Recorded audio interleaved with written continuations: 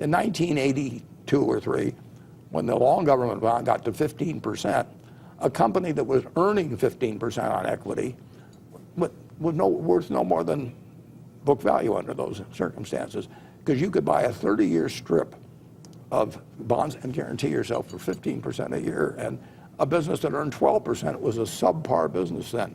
But a business that earns 12% when the government bond is 3% is one hell of a business now, and that's why they sell for very fancy prices. So 3% is a long way from 15% that you were just talking about. But I watched it go from 3 to 15, though, too. Right. Is there an inflection point on that way? Because people think, oh my gosh, we've gone from 2.4% to 2.9%, and that's a big difference. That's not much. Historically speaking, that's still the way we should be measuring these things, not on the absolute movement or the percentage gain movement over time. 2.4 to 2.9 is nothing if you're comparing it with businesses that earn 12% on equity and reinvest.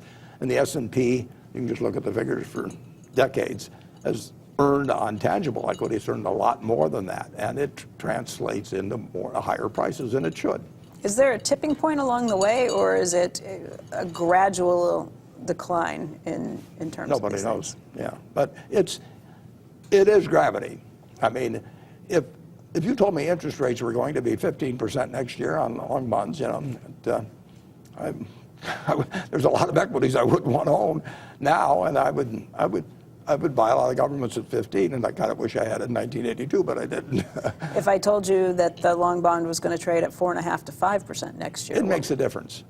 But it's been idiotic to own long bonds during the last. You know, I talk about this in the report in terms of it's just been idiotic, and big public pension funds and all that, they sat there and they own bonds. Now, they may have bought them on a 4 or 5% basis, but if they go to a 3% basis, they're selling way above par.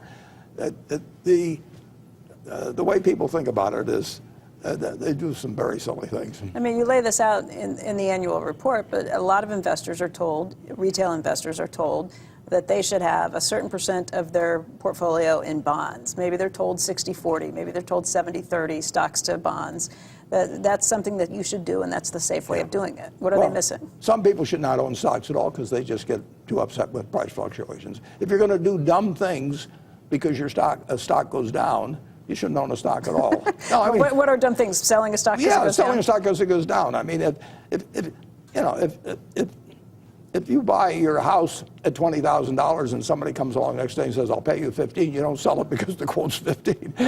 You look at the house or whatever it may be. But some people are not actually emotionally or psychologically fit to own stocks. But I think more of them would be if you get educated on what you're really buying, which is part of a business. And the longer you hold stocks, the less risky they become. Whereas the longer the maturity of a bond, the more risky it becomes. Hey there, thanks for checking out CNBC on YouTube. Be sure to subscribe to stay up to date on all of the day's biggest stories. You can also click on any of the videos around me to watch the latest from CNBC. Thanks for watching.